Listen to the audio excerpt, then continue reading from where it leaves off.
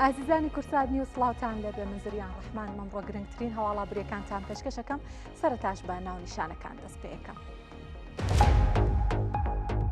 سەرۆکی یەکێتی هاوردە و هەناردەکارانی کوردستان ڕایگەیان کاریگەری جەنگی ئێران و ئیسرائیل لەسەر جموجوڵی بازرگانی نەماوە و دۆخەکە ئاسایی بووتەوە.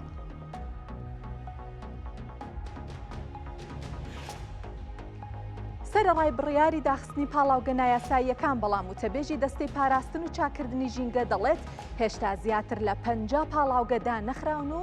ژینگەی هەولێر پیسەکەن. بەهای بازاڕی مۆبیلیات بۆ 822 ملیارد دلار بەرز بووەتەوە و ساڵی ڕابردوو بە بەهای 213 ملیارد دلار مۆبیلیاتی ژووری میوان فرۆشراوە.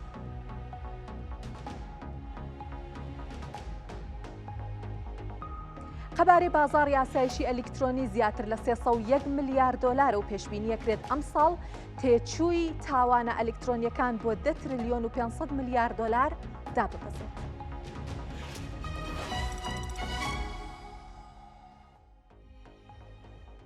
دووبارە سڵاوتان لەبێ. شێخ مستەفا شێخ عەبدوڕەحمان سەرۆکی یەکێتی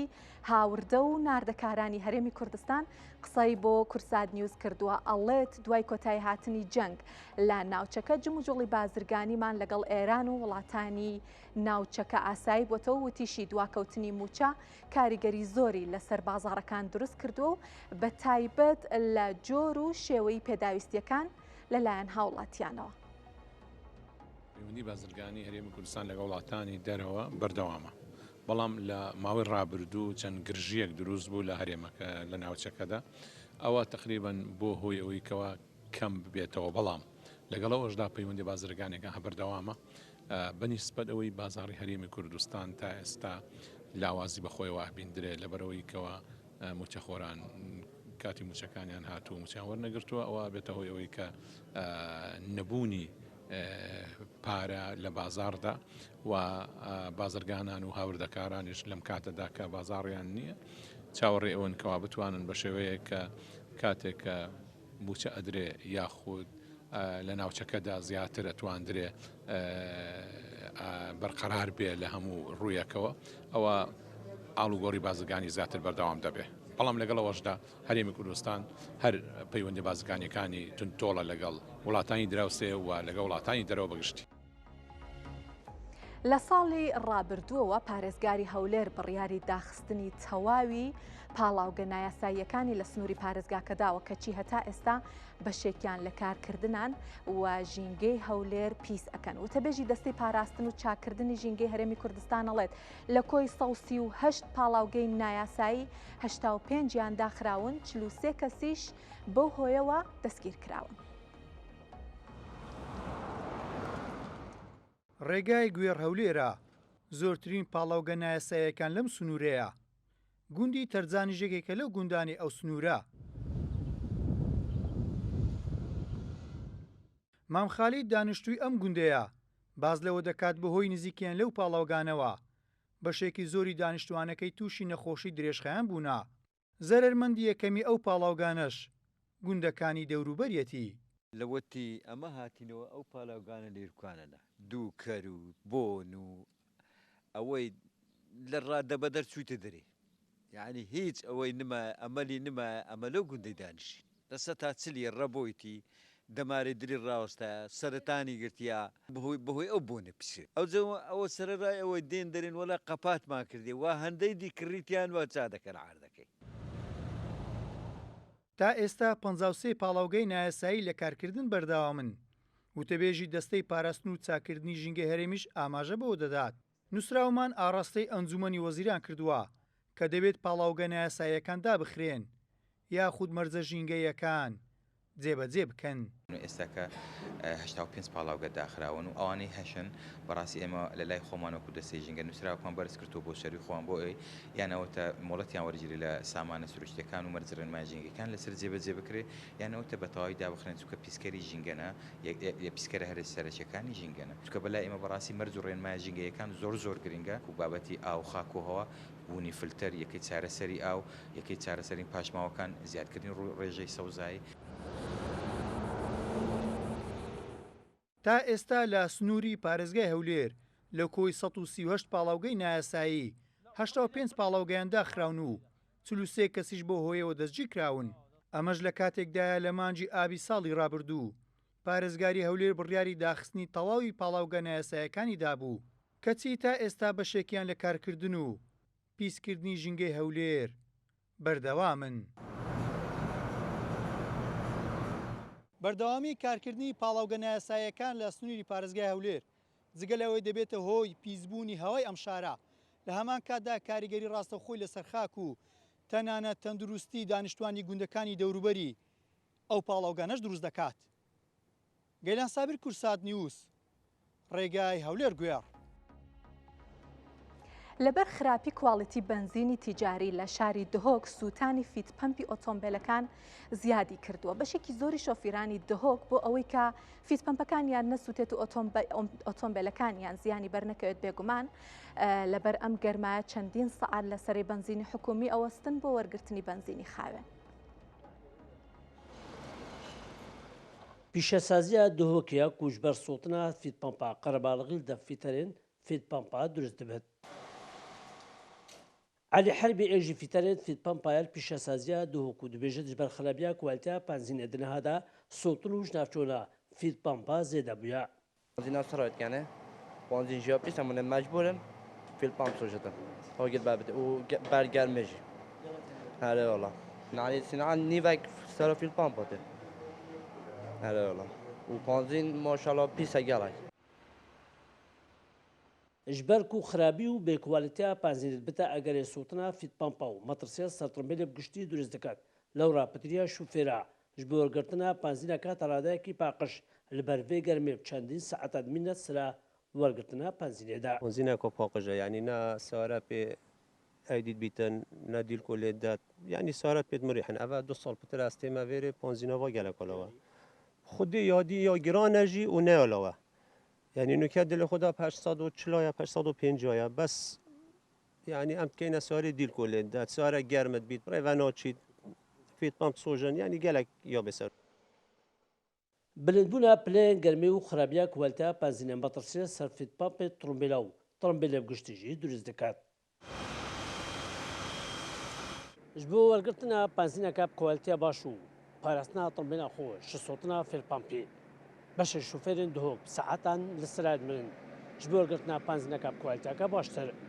شێرواقەتە کورسات نیوز دهۆک. ئێستا وەرزی پێگەیشتنی بەرووبوومی خۆماڵیە قەزای پێنجوێن یەکێکە لەو شوێنانەی جۆری بەرهەمی کشتتوکاڵی و میوەی لێ بەرهەمدێ جۆرەهای لێ بەرهەمدێ بە تایبەتی لە ئێستاە کە کاتی پێگەیشتنی خەیار و تەماتە و بیبەر و شووتی و کاڵک و چەندین بەرهەمی دیکەیە بە تایبەتی شووتی و کاڵک کە بەم گەرما تااقەت پڕۆکێ نەخواستی زۆری لەسرە بەرهەمە خۆماڵیە هاوینەکان خواستی ناوخۆ پڕەکەنەوە بەڵام گۆڕانی ئاوهەوا گورزی خۆی لەو کەرتەش وەشاندووە تا ڕادەیەک بۆتە هۆی کەمبوونەوەی بەرهەمەکان. ڕاستە هاوڵاتیانی هەرێم هەتا بەرهەمی ناوخۆ هەبێ پەنانا بەنەبەرکڕینی بەرهەمە دەرەکیەکان بەڵام بەهۆی ئەوەی بەرهەمەکە زۆرە جوتیاران پێویستیان بە بازاڕی دیکەیە بۆ ساختکردنەوەی بەرهەمەکانیان. کشت و کاڵ تەنها بەرهەمهێنان نییە ئەگەر پلانێک نەبێت بۆ ساختکردنەوەی بەرهەمەکان جوتیاران تووشی زیانە بنەوە.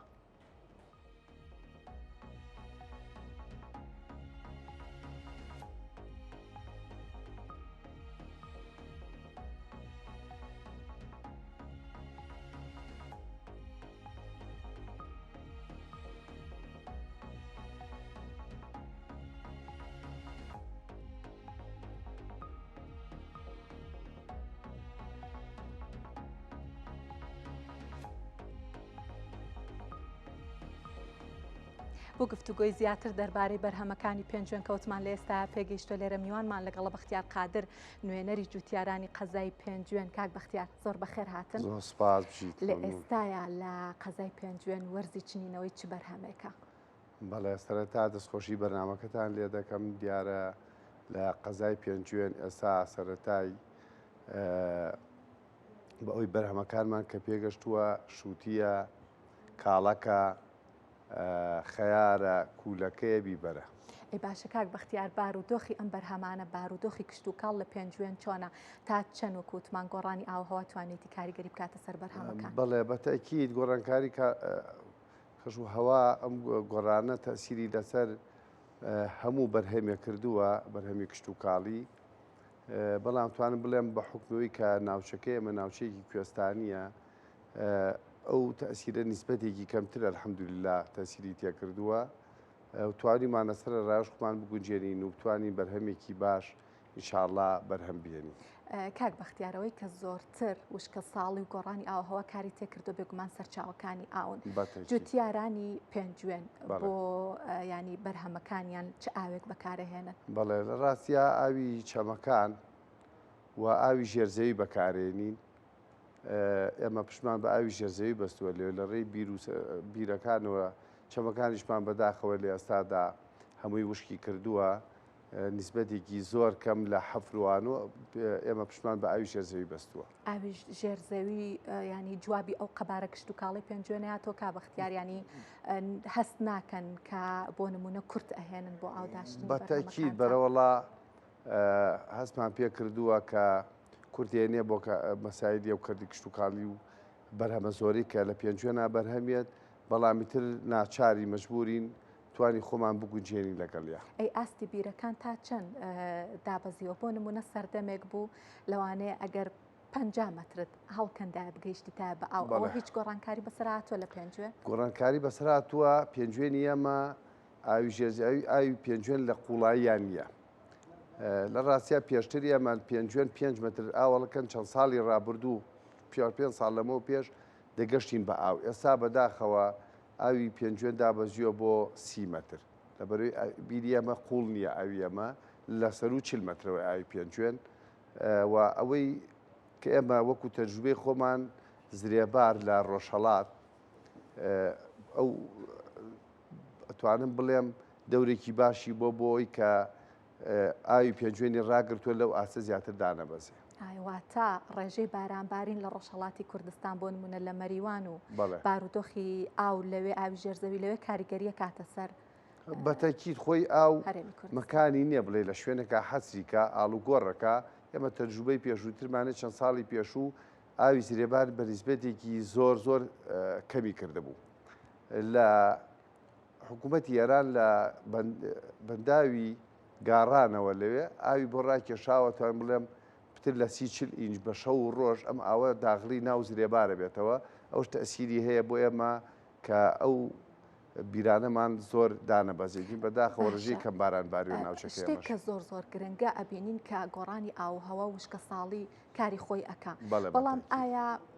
جوتیارانی ئێمە هیچیان کردو بۆ ئەوەی کە بۆ نمونە بە بەکارهێنانی تەکنەلۆژیا ڕێگر بن لەوەی کە ئاوێکی زۆر بەفیڕۆ بچێ بۆ نمونە بێن ئەم ئاوا بە دڵۆپا بەکاریهێنن بۆ ئاودان بەکاری بێن و ڕێگری بکەن لەوەی کە سەرچاوەکان زیاتر بەفیڕۆ بچن؟ بەڵێ بەتاکید تقریبا لە 2015ەوە پێنجوێن پێشکەوتنێکی زۆر باشی بینیوە بەخۆیەوە تەبەن تەجروبەمان لە وڵاتانی دراوسی و ئەوروپا وانە وەرگرتووە ئێستا ئێمە مەسایلی کردی کشت و کاڵ بە شێوازی دڵۆپاندن بە شێوازی پرژاندن ئێمە سوود لەوە بینیم بۆ بەرهەمەکانمان چکان نیسبەتێکی زۆر کەمی ئاوی پێویستە. ئەمەوێت لەگەڵ تا بمێنمەوە دواتر درێژە بە باسەکەمانەیە لە ئێستای ئەنجومەنی نوێنەرانی عێراق کۆبووەتەوە فراکسیۆنی پارتی بێگومان بەشداری نەکردووە لە کۆبوونەوە کە ڕاستە خۆمانێ بچین لای پەیامنێرمان محەممەد عەبدوڕەحمان لە بەغا. محەممەد سڵاوت لێ بێ زانیاری نوێ چیت لایە؟ زریان دانیشتەکە تا ئێستا بەردەوامی هەیە دیارە نزیکەی بڵین 175 پەرلەمانتار لە دانیشتەکە ئامادەی ئەنێ وەکو فەرمانگەی ڕاگەاندنی ئەنجومەنی نوێنەرانی عێراق بڵاوی کردوێتەوە و لە کارنامەی دانیشتەکەدا هەرچەندە بۆ 6 بڕگە دیاری کراوە بەڵام فراکسیۆنی یەکێتی نیشتیمانی کوردستان پێداگری کردووە لەسەرەوەی کەوە باسی پرسی موچە بکرێت و پێم وابێت لە کارنامەکە ئیزافە کراوە و جێی کراوەتەوە و ئێستاشتا کە من قسە لەگەڵتەوەکەم نزیکەی 100 واژوو کۆ کراوەتەوە لە ناو دانیشتەکە بۆی ئەو بابەتە پرسی موچەخۆرانی یاریمی کوردستان بخرێتە دانیشتەکەەوە هیچ نەبێت لەلایەن پەرلەمانەوە کە ئەم پێشتر ئیشی خۆی کردووە و پرۆژه یاسای بودجەی هەموار کردوێتەوە سەبارەت بە دەستپێکردنەوەی نەوتی یاریمی کوردستان و ڕێککەوتنەکانی نێوان بەغدا و هەولێر بەڵام هەوڵەدا لێرەوە فشارێک دروست بکەن فراکسیۆنێک کوردستانەکان بە تایبەتی یەکێتی نیشتیمانی کوردستان ئێستا میوانێکم لەگەڵدایە کە سروە محەممەد ئەندامی فراکسیۆنی یەکێتیە ئەوسا سروە زۆر سپاس بۆم دەرفەتە لە کارنامەکەی هەرچەنە باسی هەرمی کوردستان و پرسی موچە نەکرا بەڵام وەکو ئاماژت پێکرد کە دووە قسەمان کرد کە لە کارنامەکەدا ئێوە ئەو خاڵەتان یاخود ئەو پرسە جێگیر کراوە و ئێستاش هەوڵێکە بۆ کۆکردنەوەی واژوو پێم وابێ لە پێناو چیە هەوڵەکانە گاتە چی؟ بڵێ دیارە هەمان نەزانن ئێمە پێشتر وەکو دەسەڵاتی تەشریعی پەرلەمان ئێمە ئەوەی کوا لە سەرشانمان بووە بە تێپەڕاندنی یاساکان تێمانپەڕانەوەی پەیوەندی بە بوجەوە هەیە ئێستا کێشەکان لە لای دەسەڵاتی جێبەجێکردنە بەڵام لە ئێستادا ئێمە پەسانێکی زۆرەکەین بۆ یەکو فەقەرەیەک کێشەی موچە بخرێتە ناو بەرنامەی جلسەکانی پەرلەمانەوە کە لە ئێستاکە 6 فەقەرەیە و جگەلەوەش دەستمان کردو بە کۆکردنەوەی ئیمزا تاوەکو ئەم دقەیمە قسەکەین زیاد لە 72 ئیمزا کۆکراوەتەوە سەرۆکی فراکسیۆنە کوردستانیەکان و بەتایبەتی فراکسیۆنێکی نیشتیمانی کوردستانیش مداخلەیەکی تەواوی هەبوو لەسەر موچە و لەسەر وەزعی فەرمانبەرانی هەرێمی کوردستان بۆیە ئێمە لە ئێرەوە فشار ئەەکەین لەسەر ئەوەی کە پەرلەمان هەم حکوومەت هەم ئەو لیژنانی کەوا لە نێوان هەرێم و لە نێوان بەغدایە کۆبنەوەکانیان چرتر بکەنەوە ڕێک بکەون لەسەر ئەوەی کەوا کێشەی موچە و بوجە چارەسەر بکەن لەبەر ئەوە بارودۆخی فەرمانبەران لە ئەوپەڕی خراپیایە بۆیە بەردەوامە بین لە فشارەکانمان لە بەغداین لە لێرین لە پەرلەمان بە بەردەوامین ئێستا کە جلسەکە بەردەوامە لە نێوی جلسەکەشە دەستمان کردووە بە کۆکردنەوەی ئیمزا. سروخان ئێوە دەسەڵاتی چاودێرین دەسەڵاتی بڵین چاودێرین لە پەرلەمانی عراق ئێوە چۆن ئەتوانن ئەو فشارە دروست بکەن دیدگا و ڕوویاکانی نێوان هەرێم و بەغدا نزیک بکەنەوە یاخود بگەن بەڕێکەوتن هەر چەنە باسە کرد کام هەفتەیەکی یەکلایکەرەوە بێت بۆ گەیشتن بەڕێکەوت. دیار ئەوەی کەوای ئێمە ئاگدارین هەرموەکو پەرلەمان هەمووکو چاودێر لەسەر حکوومەت ئێمە بە بەردەوام لەسەر خەتین بۆ کۆبنەوەی هەردوو لایەنەکان و ڕێکەوتنی هەردوو لایەنەکان و پستان خستنە سەر هەردوو حکوومەتی هەرێم و حکوومەتی بەغدا بۆ ئەی ڕێک بکەون لەسەر کێشەکان کە لە نێوانیاندا ماوە ئەوەی کەوا ئێمە ئاگدارین بە بەردەوام کۆبوونەوەکان بەردەوام من بۆی ئێمە فشاری زیاتر بکەین لەسەر ئەوەی کە کۆبوونەوەکان و مفاوەزات لە نێوان هەردوو لە ئەنجامی باش بێ ئێمە لە پەرلەمانیشەوە دەستمان پێکردووە ئەمڕۆ بە کۆکردنەوەی ئەم ئیمزایانە بۆ ئەوەی ئێمە فشاری زیاتر بکەین لە هەردوو حکوومەت بە تایبەتی لە حکوومەتی عێراقی و حکوومەتی هەرێمی کوردستان بۆی گفتوگەکان بەرەو کۆتایی بڕۆن ماوەیەکی زۆرە گفتوگۆکرێ ئێستا کاتی ئەوەیەکەوە ئەو گفتوگوۆیە لە ئەنجامی هەبێ ئەنجامەکەشی لە بەرژەوەندی موچەخۆرانی هەرێمی کوردستان بێ جگەلەوەش ڕۆژی دووشەممە بە هەمان شێوە دادگای فیدراڵیش دانیشی ئێمە ئامادە بین لەو کۆبنەوەی دادگای فیدراڵی ڕۆژی دووشەممە کۆبنەوەی بڵین دانیشتنی دادگای اتحادیە و هەروەها کۆبنەوەی چوارچەوەی هەمانگیشە چی فراکسیۆنێک چی لایەنێکی کوردی کە بەشداری دانیشتەکەی نەکرۆ پێم وا بێ پارتی دموکراتی کوردستانە بەڕێی ئێوە بایکۆتکردنی دانیشتەکانی پەرلەمان کاریگەریە بێت تا توانین بڵین ئەنجامێ بێت لەسەر ڕێکەوتنەکە. دیارە بەڕێی ئێمە بەشداریکردن لە کۆبنەوەکانی پەرلەمان ناو لەوێوە فشار و پستان بخەین زیاتر لەسەر ئەوەی کەوا ئێمە بایکۆت بکەین لەبەرەوەی ئێمە بە حکومی ئەوەی کە ئەمڕۆ بەشداری ئەو کۆبنەوەمان کرد کۆبنەوەی پەرلەمانمان کرد ئەوەیەکەوە ئیمزا کۆ بکەینەوە مداخلەی زیاتر بکەین لەسەر بارودۆخی فەرمانبەرانی هەرێمی کوردستان بۆی سەرجم پەرلەمانتارانی عێراق تێبگەین کە بارودۆخی فەرمانبەران و موچەخۆرانی هەرێمی کوردستان لەو پەڕی خراپیە جگە لە مۆزوعی موچەش دیارە ئێمە بڕگەی شەشەم لە دانیشتنی ئەمڕۆ تایبەتە بە دەفتەر خدمە سوورەکان ئەوانی کە بە ئیمزای سوور کراوە دیارە ژمارەیەکی زۆری هاوڵاتی هەرێمی کوردستان سوودمەند ئەبن لەو یاسایە ئەگەر ئێمە ئەمڕۆ ئامادە نەبووە نەمانەتوانی گفتوگۆ بکەین لەسەر ئەو یاسای ئەو شێکێکی ترە لەو یاسا گرنگانی کە ئەمڕۆ لە بەرنامەکانە دانراوە ئێستا کە لە فەقەرەی شەشەمە گفتوگۆی لەسەرەکرێ دیارە بێگومان ئێمەش ئەبینە پاڵنەرێک و پشتیوانێکی تەواو مداخلەکانمان بۆ ئەوە ئەبێ کەوا ئەوانی کەوا دەفتەر خدمەیان هەیە لە هەرێمی کوردستان و ئیمزای سووری هەیە لە سەردەمانێکە کە هەرێمی کوردستانیش لە سەردەمانی نیزامی بادا بەشێک بۆ لەوانە کە بتوانین ئەوانش داخلی ئەم پرۆسە و ئەم یاسا بکەین بۆی تعویز بکرێنەوە. خۆش بەسەر بخان سوپاس بۆم بەرفەتە زریان لە کاتێکە کە من لەگەڵ تۆی قساکەم ئێستا ینی هەرێم کەمالاغا سەرۆکی فراکسیۆنی یەکێتی نیشتمانی کوردستان لە پەرلەمانی عێراق مداخلەی هەیە دیارە جێ ئەو خاڵا کاتەوە پرسی موچەخۆرانی هەرێمی کوردستان لە شتەی کارنامەی دانیشتەکەی پەرلەمان هەر چەندێک تێدای نییە بەڵام ئیزافە کراوە ئەمەش بۆ ئەوەیە پەرلەمانی عنی زیاتر فشارێک دروست بکات لە سەر حکوومەتی عێراق و لە سەر حکوومەتی هەرێمی کوردستان بە تایبەتی حکوومەتی فیدراڵ کە لایەنە کوردیەکان دەیانەوێت هەر چۆنێک بێت هەردوو لە بە تایبەتی حکوومەتی فیدراڵ نەرمێتی بنوێنێ و پێشتریش ئاماژەمان پێکرد بوو کام هەفتەیەکی چارەنووسازە بێت بۆ هەرێم و بەغدا و هەموو ئاراستەکان هەموو بۆچوونەکان بەو ئاراستەیەن کە ئەم هەفتەیە دەبێت لە نێوان هەرێم و بەغدا بگەن بەڕێکەوتن چونکە ئەو دۆخی ئێستا لە هەرێم هەیە کە ئەو دۆخێکەوە هاتووە تاراوە زیاتر لە هەفتە ڕۆژە موچە خۆران یارمی کوردستان موچیان وەرنەگرتووە بۆیە چیت لەوە زیاتر بەرگە ناگرن و بە تایبەتی هەوڵەکانیش جددین و هەوڵەکان چڕن و نیەتی هەردوو لاش جددیە وەکو یعنی فراکسیۆنی شیعەکانیش کەوام لە زاری خۆیانەوە قسەم کردووە دەڵێن یعنی جیاوازی نێوان هەرێم و بەغدا لەسەر چەند هەزار بەرمیلێک یاخود لەسەر داهاتی نانەوە خۆی هەرێمی کوردستان لەسەر چەند ملیارێک پێ ناچێت یعنی بربەست دروستکات بۆیە ئەگەر هەیە تا ڕۆژی سێشەمە چوارشەمە یاخود کۆتایی هەفتە یعنی هەواڵێکی دڵخۆشکەر ببینین ببیستین و ئەگەر هەیە یعنی ڕەنگە لەم هەفتەیەشدا ئەمە قسەی فراکسیۆنە شیعەکانە و هەوڵەکانی فراکسیۆنە کوردستانەکانیشە بۆی کە بتوانن موچەیەک خەرج بکرێت. سپاس محەممەد عەبدوڕەحمان پەیامنێرمان لە بەغاوە سپاس بۆ خۆت و میوانەکەدەوەی بینیمان هاوکارمان محەممەد عەبدوڕەحمان بوو دیارە ئەمە هەواڵێکی بەپەلە بوو کە فراکسیۆنە کوردیەکان جگە لە فراکسیۆنی پارتی کۆ ئیمزایان کۆ کردوێتەوە بۆ ئەوەی کە دانیشتێکی تایبەت بە موچەی هەرێمی کوردستان بەڕێوە بچێت تا ئێستا 72 ئیمزا کۆکراوەوە وەکو میوانەکەی محەممەدیش باسی لێ کردوتی لە هەوڵەکان بەردەوامین دیارە بە تایبەتی باسی فراکسیۆنی یەکێتی کردوتی لە هەوڵەکان بەردەوامن بۆ ئەوەی کە پرسی موچەی هەرێمی کوردستان دانیشتێکی تایبەتی بۆ ڕێک بخرێت و هەروەها باسیەوەشیان کرد کە ئەم هەفتەیەکی یەکلاکەرەوە بێت بۆ باسی موچەی هەرێمی کوردستان جا جیاواز لەم بابەتە ئەمێ بگەڕێمەوە لای میوانەکەمان دەربارەی بەرهەمی کشت و کاڵی پێنجوێن قسەمانە کرد کاک بەختیار باسی ئەومان کرد باسی سەرچاوەکانی ئەومان کرد باسی بەرهەمی پێنجوێنمان کرد بەڵام تەنها بەرهەمهێنان نیە ئەو بەرهەمە ساختکردنەوەی ئەوێت ئایا جوتیارانی پێنجوێن بەرهەمەکانیان تەنها لە هەرێمی کوردستان ساغەکەنەوە یان نا ڕێیان بۆ خۆشکراوە بۆی کە بتوان بەرهەمەکانیان هەناردە بکەن بۆ پارێزگاکانی تری عێراق. بەڵێ لە ڕاستیە ئێمە وەکو جوتیاران خۆمان لەگەڵ برا جوتیارەکەمان ناوەڕاست و باشووری عێراق لە چەند ساڵی ڕابردووە توانیمانە ئیلاقەیەکی باش دروست بکەین لە نێوانمانە بۆ ساکردنەوەی ئەو بەرهەمانەی ئێمە کە لە مرسوما پێگات وەزای دەن لە کاتێکا کە بەرهەمی ئەوانیش پێگا مەش هاوکاریان بین هەر لە ناوەڕاست و باشووری عێراق بەرهەمەکان ساغ نەکەن لە هەرێمی کوردستانیش پشت بەرهەمی کوردستان بەستن کە بەرهەمەکانیان ساغکەنەوە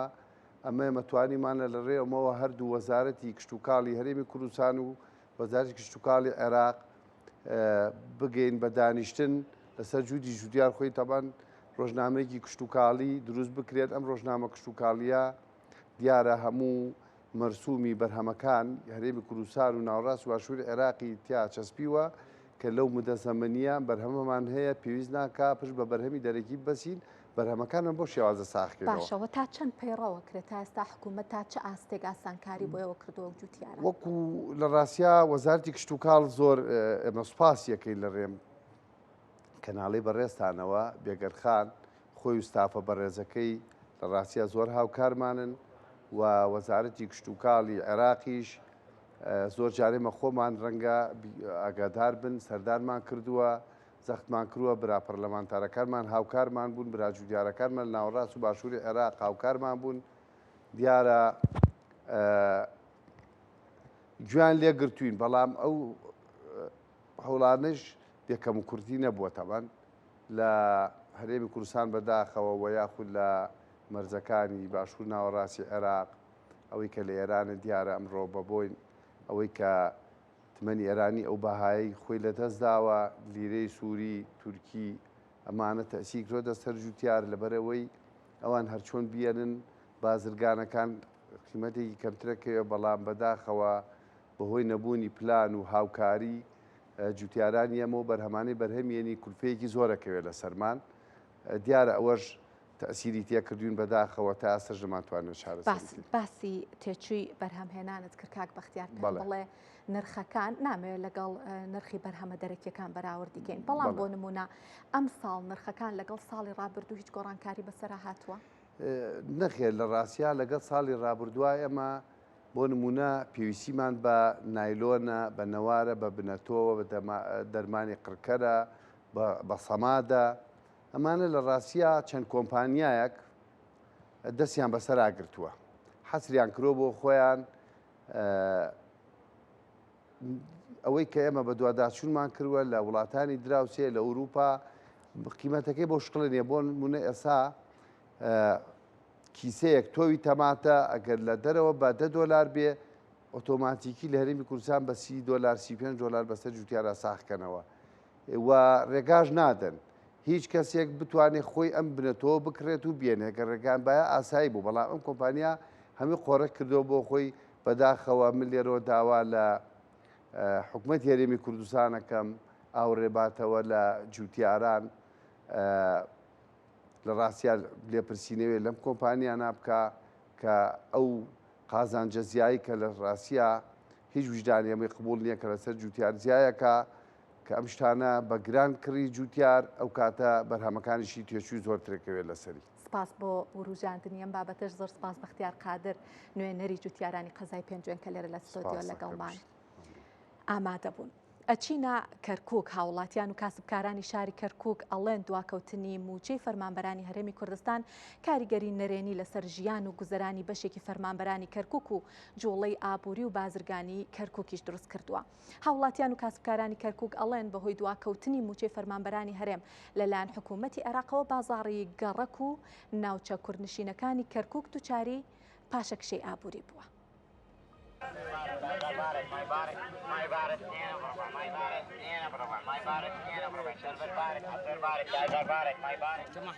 لە نێو بازاری کەرکووکەوە هاتووین لە هاوڵاتیان پرسین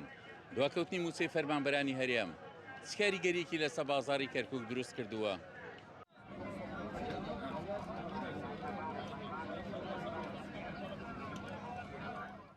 گوزەرێکمان بەنێو بازاری کەرکووکدا کرد چەند هاوڵاتیەکمان دووان پرسیمان ناخۆ دواکەوتنی موچەی فەرمانبەرانی هەرێم تا چەند کاریگەری لەسەرەوان دروست کردووە؟ بازاری کەرکووک بەڕاستی زۆر دابەزیوە و ینی بێپارەی و بێموچەی لە بازارەکە دیارە ترا بێ حکوومەتش هەوڵێ بدات چارەسەری ئەم خەڵکە بکە حکوومەت باوک ملەتە ئەبێ بەڕاستی خەمی لێ بخوا و چارەسەرێکی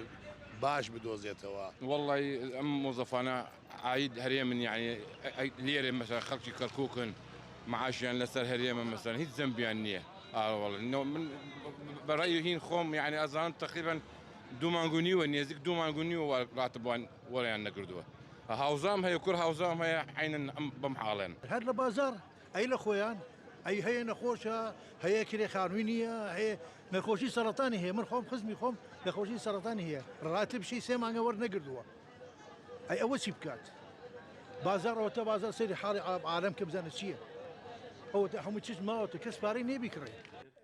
ئابووریناسێکی شاری کەرکووک بە ئامارودا تا قسە دەکات پێی وایە دواکەوتنی موچەی فەرمانبەرانی هەرێم کاریگەری لەسەر ژیانی فەرمانبەران و جوڵەی بازارەکانیش دروست کردووە. ئەگەر وەکو هەرێم باسی بکەین و ئەم مانگە دەچێت بۆ 3 مانگ ئەگەر مانگێک بە تریلیۆنی دیناری عراقی بکەین واتە کێشانەوەی 3 تریلیۆن دینار لە بازارەکانی هەرێم بێگومان کشانەوەی 3 تریلیۆن دیناریش تەسیرەتێکی زۆر گەوری دەبێت لەسەر هەمومان دەزانین مەسە موچە خۆرێک پێی دەوترێ خەتی عدادی مانگانەی سەرفکردنی ئەو خێزانە بۆ ناو بازار ئەو 3 تریلیۆن دینارە بێگومان هەمومان دەزانی 3 تریلیۆن دینار بۆ 6 میلیۆن نیوی پارێزگاکە تاثیراتی زۆر گەورە هەیە تاثیراتی چونکە بەشێ لە بڵێن مۆزەفینی هەرێمی کوردستانیش موچەکانیان لە کەرکووکە ئەوش تا ڕادێک تاسیری کردووە لە ناو بەتابەتی بازارەکانی گەڕێکە کوردیەکان. جگە لە کارمەندانی هێزە ئەمنیەکان ژیانی زیاتر لە 9000 مامۆستا و فەرمانبەری کورد لە کەرکووک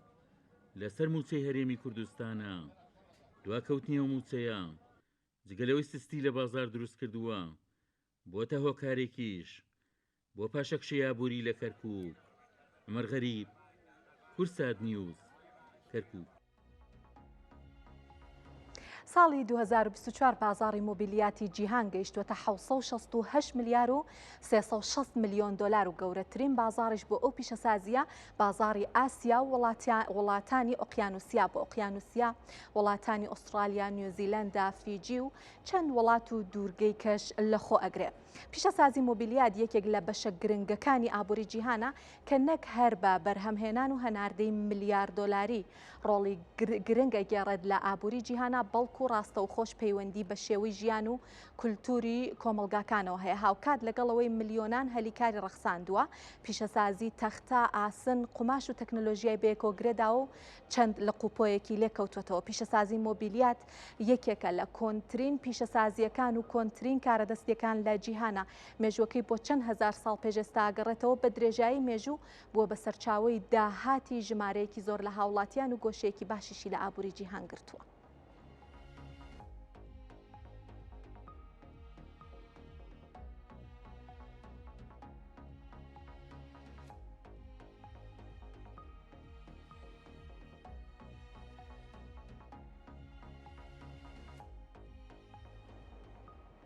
لێستایە وەفدێکی دەمپارتی بە سەرۆکایەتی لەیلا زانا لە سلێمانی سەردانی مەزاری مام جەلالەکەن بێگومان ئەندازیاری ئەو پرۆسەی ئاشتیە کە دوێنەکە بەڕێوەچوو. ڕاستە و خۆمانەوێت دیمەنەکان بگوازینەوە و بچینە مەزاری مام لە ڕێگەی شاشەی کورسان نیوزەوە. مەریوان عەبدوڵڵا پەیامنێرمان لە سلێمانی لەگەڵمانە. مەریوان سڵاوت لێبێ، باسی سەردانیشاندەکەمان بۆ بکە.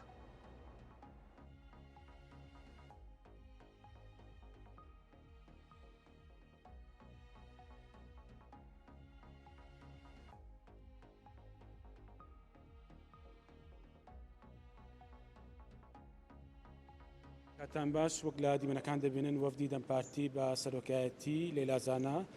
ژنە سیاسەتمەداری باکووری کوردستان گەیشتنە مەزاری سەرۆک مام جەلال لە شاری سلێمانی.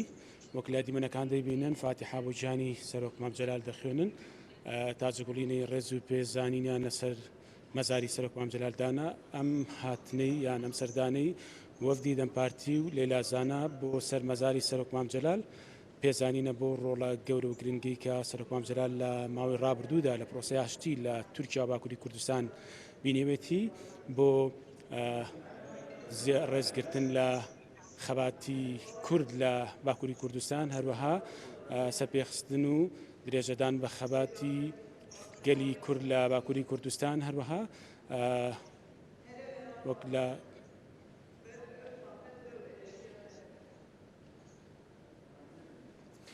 بەڵێزیان وەک لە دیمەنەکان دەیبینن وەفدی دەمپارتی بە سەرۆکاتی لەیلا زانا ژنە چالاکوان و سیاسەتمەداری دیاری باکووری کوردستان گەیشتە مەزاری سەرۆک مام جەلال لە شاری سلێمانی. لێرە لەیلا زانا وتارێکی پێ یان قسەیەکیە لەسەر ڕۆڵ و گرنگی پێگەی سەرۆک مام جەلال لە پرۆسەی ئاشتی لە تورکیا باکووری کوردستان کە سەرۆک مام جەلال لە ماوەی ڕابردوودا بەتایبەت لە ساڵی 1993 لە سەردەمی تورک ئۆزال سەرۆک کۆماری وکاتەی تورکیا ڕۆڵی گرنگی بینی بۆ دەستپێکردنی پرۆسەی ئاشتی لە تورکیا باکووری کوردستان و یەکەمین سەرۆک و سەرکردەی کورد و وڵاتانەکە ڕۆڵی گەورە و گرنگی بینی لە پرۆسەی ئاشتی و لە سەردەستی سەرۆک مام جەلال پرۆسەی ئاشتی دەست پێکردووەک لە وتەکەی لەیلا زاناش ئێستا لەسەر مەزاری سەرۆک مام جەلال دەڵێت سەرۆک مام جەلال یەکەمین سەرکردەی کورد و عراقی بژیانی بووە کە ڕۆڵی گەورە و کاریگەری بینی لە دەستپێکردنی پرۆسەی ئاشتی و پرۆسەی ئاشتی لە سەردەستی سەرۆک مام جەلال دەستی پێکردووە لە ڕاستیدا و ئەو ڕۆڵی کاریگەری بینی و یەکەمین هەنگاو لە سەردەستی ئەو دەستی پێکردووە پرۆسەی ئاشتی لەبەرەوە هاتوونەتە سەر مەزارەکەی بۆی کە ڕێز و پێزانینی گەلی باکووری کوردستان و پارتەکانی باکووری کوردستان بەتایبەت دەم پارتی و سیاسەتمەدارانی تورکیا باکووری کوردستان بگێنن بە ڕۆحی سەرۆک مام جەلال و بە یەکێتی نیشتیمانی کوردستان کە ڕۆڵی گرنگ و بەرچاو لە پرۆسەی ئاشتی بینی. ئەم سەردانەی لەیلا زانا بۆ سەرمەزاری سەرۆک مام جەلال دوای ئەو پرۆسەیە دێت کە دوێنێ لە ئەشکەوتی جاسەنە لە نزیک شاری سلێمانی پەکەکە چەکەکانی سووتان و بڕیاریدا کە دەستبەرداری خەباتی چەکداری بێت. ئەمە پرۆسێکی گرنگەوە دەکات کە هەنگاوەکان بچێتە پێش. لەیلا زانا قسە دەکات لەبەرەوە بەشێک لە وتەکانی دەگوازینەوە. ببە دائیمی مایندە ببە ئۆ سبە ڕۆژ تشتێک و مەکشاند نەبیە مە نەکشینە. Ez bawerim ku meriv gul û kederê xwe êş û jana xwe bike taqet wê meriv çêtir karibe rojê azadtir, ڕۆنکاییتر و پارڤێکردن کار بە ئاوا بکە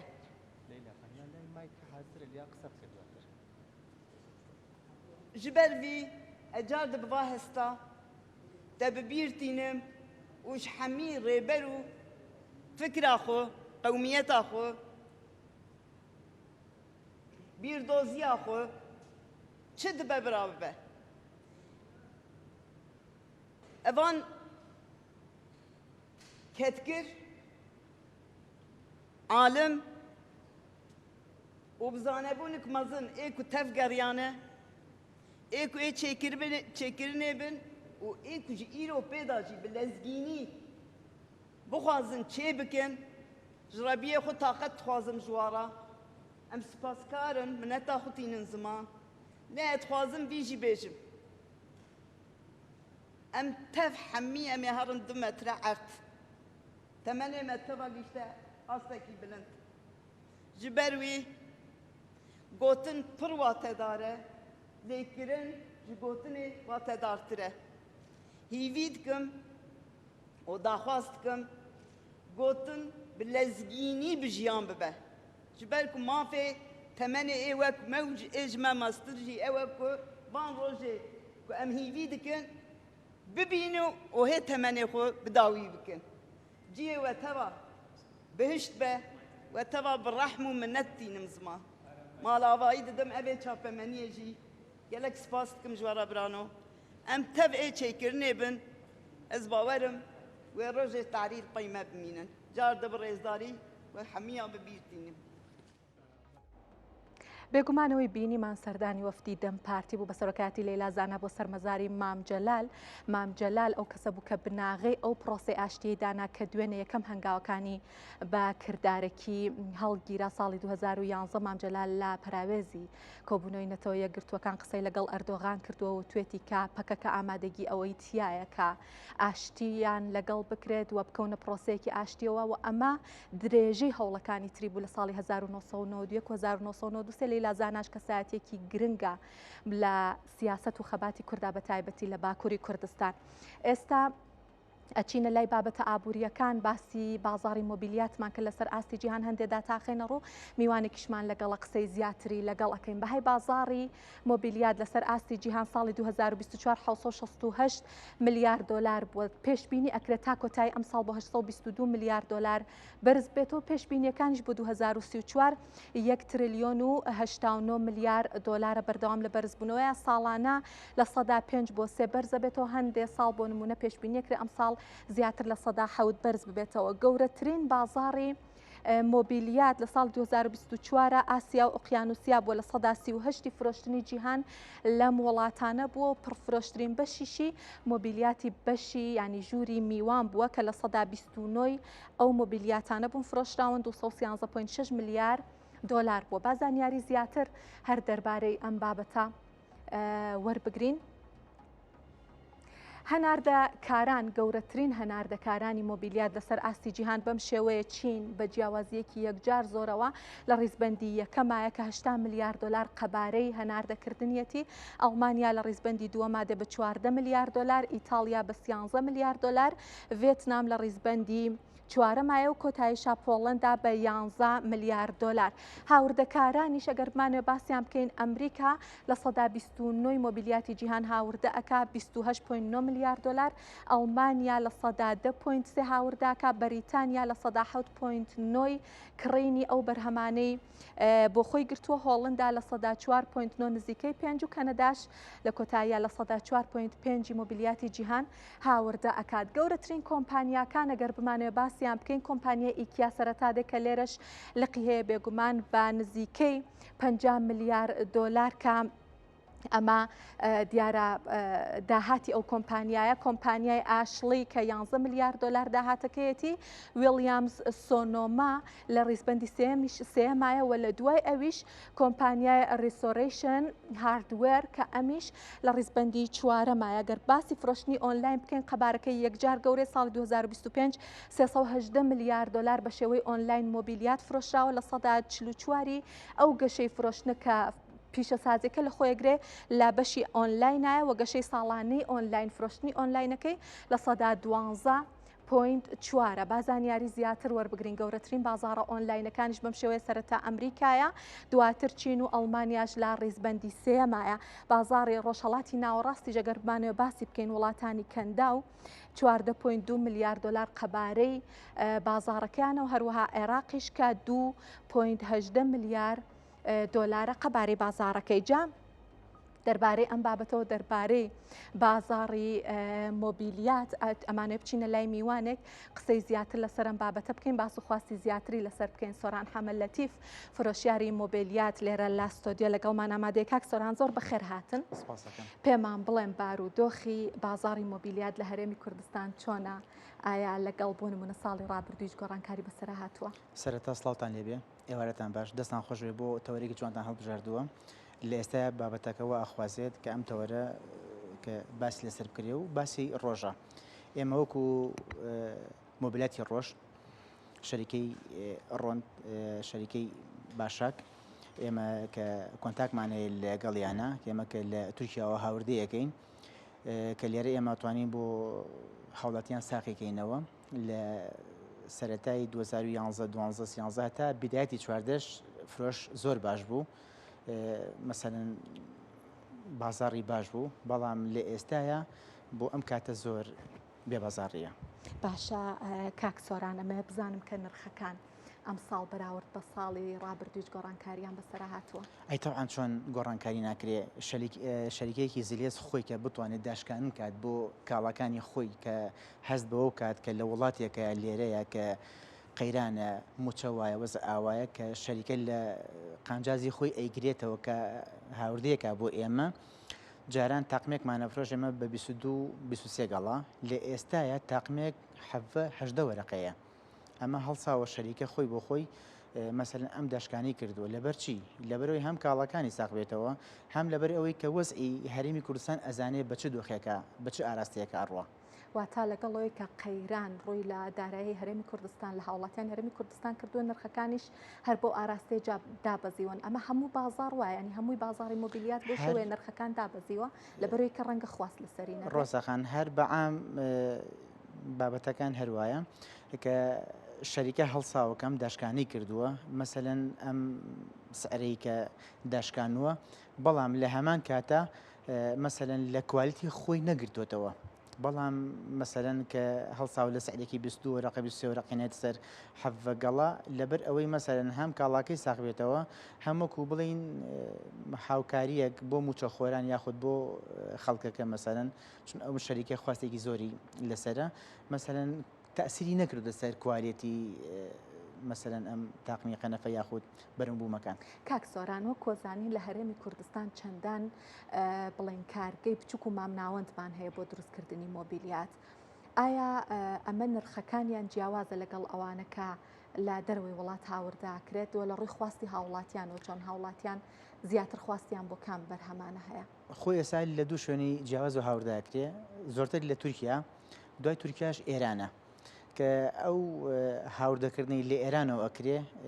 شتێکی توجاریە، ئەنی لەگەڵ تورکیا زۆری فەرقە. بەڵێ ئێستا مەسەرەن تاقمان هەیە لە بازار ڕبایی 2 وەرەقە 3 وەرەقەیە. مەسەرەن تۆ لە شۆ قوماشێکی تورکی لەوێ ئەکڕی مەتری بە 6 دۆلار، هەڵەسی سینەکەیان ئێرانەکە کڕی بە 2 دۆلار بە 3 دۆلار، فەرقی جیاوازە. ئێستا ئەوەی کە مەسەرەن کە دروستەکرێ ئەو بلۆکە و یاخود ئەو قوماشۆیان ئەو ئیسفنجەی کە لە ئێرانەوەیەت لەگەڵ تورکیا زۆری فەرقە. کابرا سەیری ئەوە ناکا بڵێ من شتەکەم کوالیتی بێ و شتێکی تۆکمایەکڕم، کابرا بە دۆی شتێکی هەرزان ئاگەڕی لەم کاتێ. ئێستا هەمانە تاقمی مۆبیلاتمان هەیە لە سلێمانیە بە 2 وەرەقە 3 وەرەقە. لە ئێستا ئەوانش بازاڕیان نییە. جاوەرگە ئەگەر ئێمە کە شتێک تۆکمەیە و شەریکێکی براندێکی جیهانیە و خواستی لەسەرە ئێمە بێ بازاڕین، ئەبێ ئەمان چۆن بێ. باشە کاک سۆرانەمە لە گرافیکەکە باسمان کرد بازاڕی مۆبیلیات بازارێکە بەردەوام ساڵ لەگەڵ ساڵ گەشەی کردو. خۆمان بارودۆخی هەرێمی کوردستان باشە زانین، بەڵام لەگەڵەوەشە هاوسەرگیریە کرێ ماڵی نوێدا ئەندرێت. ئەم بارودۆخە کاریگەری کردوتە سەر ئاستی کڕینی هاوڵاتیان یاخود نابۆ نمونە خواستیان بەلایەکی ترا ڕۆشتووە یا هەردوو بابەتەکەش گۆڕانکاری بەسەرا هاتووە؟ بەتاکید زۆر ینی لە ئێستا بازار سفرە، ینی زۆر کە زیاد ئەڵێ بەجددی من ئەوەنەی کە شتێک ئەکڕم بە مەسەلەن کوالیتی هەیە ئەچێت چاو لە شتە بازارەکە ئەکڕێ ئەکات بەڵام لە هەمان کاتە دواتر ئەگەڕێتەوە بۆ شتە کوالیتەکە زۆر تاسیریشی کردو زۆر کە زێمە یەت بۆ لامان ئەڵێ ئەمانێ فڵان شت بکڕین ئێمە وەکو خۆمان شەریکی خۆمان هاوکاریانەکەین ئەقسادمان هەیە ئەقساتەکانمان 19 مانگە لە هەمان کاتیشە ڕەجای بارودۆخی فەرمانبەران و خەڵک ئەەکەین قیستەکانمان 19 مانگە ئێمە لە کاتی موچەشە تەڵەبیان لەکەین ویستم وا بڵێم ئەگەر قستیش بێ قستیش دانەوەیەوێت یانی گەر هاوڵاتی موچە وەرنەگرێت کاک سۆران پرسیارێکی تر ئەوەیە کە ئەو کارگانە کە لە ناوخۆ بڵێن موبیلیات دروست دەکەن موادە سەرەتاییەکانیان لە چۆن بەردەستەکەوێت بەرهەمی ناوخۆن لە دەرەوە هاوردەی ئەکەن ئێوە ئاگادارن لەم بابەتە زۆربەی ئەمانی کە ئەهێنن مەسەلەن زۆربیان یان لە وڵاتی سینەوەی هێنن یاخود لە وڵاتی ئێرانەوەی هێنن پێشتریش ئەرزم کردی وتم ئەوەی کە هێنن بە سعرێکی کەم ئەکەوێ قماشێگەیان مەسەن یان لە سینەوە ئینتیاجەکرێ بە $2 $3 یاخود ئەو بلۆک و ئەو قماشیان ئەو ئیسفنجەی کە دابینەکرێکە لە ئێرانەوەیت تاقمەکە بە 2 وەرەقە 3 وەرەقە ئەخرێتە بازارەوە دیسان سەرڕێ ئەوەش هێشتا هەر خواستی کەم بۆتەوە و خەڵک تۆزێ ئەترسێری لەم وەزعەیە باشە کاک سۆران پرسیارێکی تر کە هەیەوەیە کە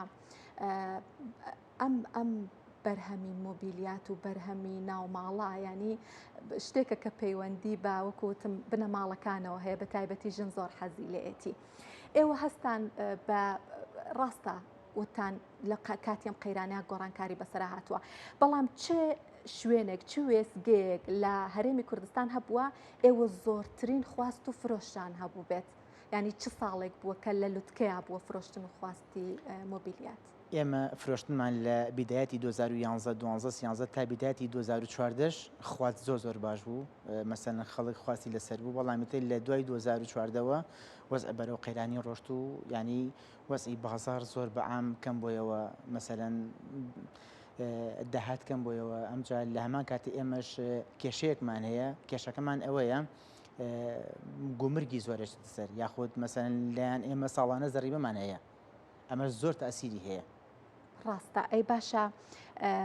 ئەم بەرهەمانی کەوتم کارگەکانی ناوخۆ درستی ئەکەن ئەمانە بەس لە بازارەکانی هەرێمی کوردستان ساخەکرێتەوە گەواگادار بنیان نا ئەنێردرێ بۆ پارێزگاکانی تری عێراقیش بۆ پارێزگاکانی تریژە چی بەڵام بە شوازی کەم زۆرتر ناو خۆمانە هەنارداکرێت و ئەرزیشم کردی ئێستا ئەوانیش بازاڕیان کەم بۆتەوە ڕاستە لە چاو ئێمە سعریان زۆر جیاوازە بەڵام بەهۆی قەیران و مەسەرەن نەبوونی موچە و خەڵک داهاتی کەمە ئێستا ئەوانیش ینی ڕۆبڕووی ئەم قەیرانە بوونەتەوە زۆر سپاس سۆران حەمەلەتی فرۆشیاری مۆبیلیات سپاس کە لێرە لە ستۆدیۆ لەگەڵمان بوو هەر بە باسی مۆبیلیات و ئاستی فرۆشنەکەی لە هەرێمی کوردستان کۆتایی بە هەواڵابووریەکانمانەهێنین زۆر سپاس کە بینەرمان